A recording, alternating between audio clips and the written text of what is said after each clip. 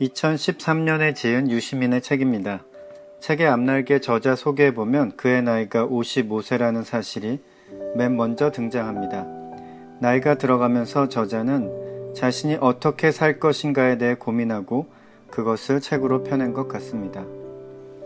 나이가 55살이면 어떻게 살 것인가에 대한 주제보다는 나는 이렇게 살아왔다는 식으로 책을 쓰는 것이 어울릴 것 같은데요.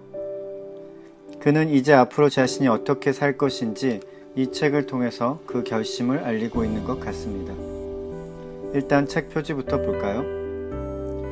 책 표지를 보면 이보다 단순할 수는 없다, 이보다 더 깔끔할 수는 없다, 이런 느낌입니다. 정말 성의가 없다고 느낄 정도로 군더더기가 없는 책 표지입니다. 저자의 명성에 기대서 그런 것인지 아니면 저자의 철학이 담겨 있는 것인지 판단할 길은 없지만 참으로 검소한 표지가 아닐 수 없습니다. 책은 크게 네 부분으로 나누어져 있습니다. 1부 어떻게 살 것인가, 2부 어떻게 죽을 것인가, 3부 놀고 일하고 사랑하고 연대하라, 4부 삶을 망치는 헛된 생각들. 책은 장황하게 쓰여져 있지만 저자의 주장은 매우 명료합니다. 한마디로 하면 네 마음대로 살아라 입니다. 1장의 첫 번째 글의 제목과도 같습니다.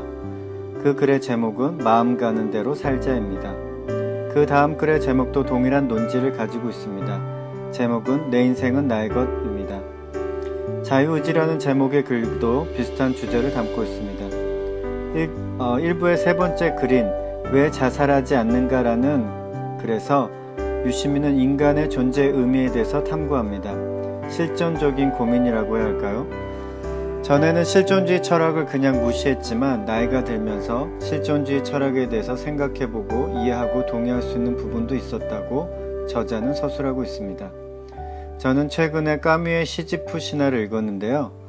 저자는 까뮈의 책을 읽었을 때 그 책을 의미 없는 철학적 짓거림 정도로 치부했다고 쓰고 있습니다.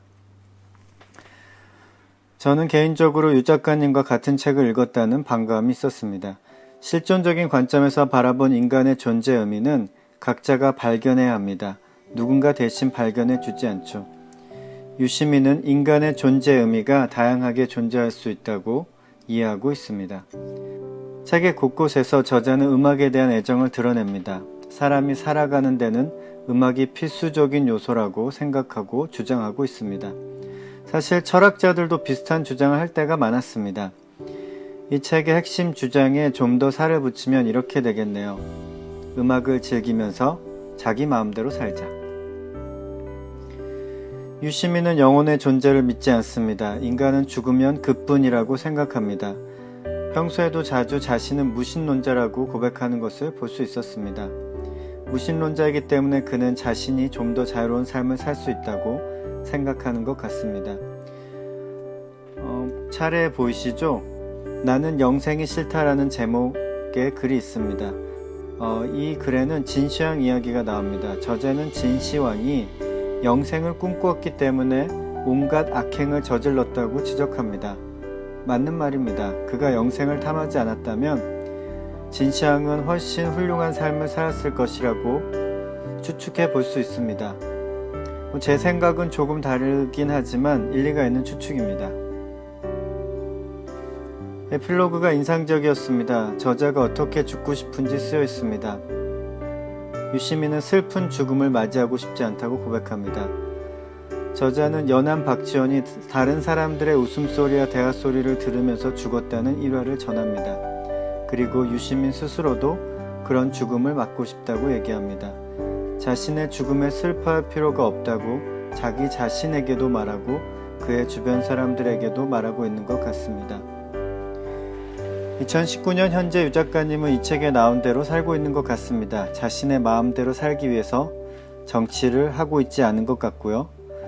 그런데 그렇게 행복한 유시민을 사람들은 가만히 놔둘 것 같진 않습니다. 사람들은 행복한 유시민을 보면서 이렇게 말하고 있는 것 같습니다. 유 작가님, 혼자만 행복하깁니까? 우리도 같이 좀 행복합시다. 사람들의 생각도 맞습니다. 어떻게 불행한 지도자가 대중을 행복으로 이끌 수 있을까요? 불가능한 일입니다. 행복한 사람만이 자신 주변의 사람들을 행복하게 해줄 수 있다고 생각합니다. 그러나 대중의 행복을 위해 한 사람 혹은 한 가정의 행복이 희생된다면 그것은 또한 좋은 일은 아니겠죠.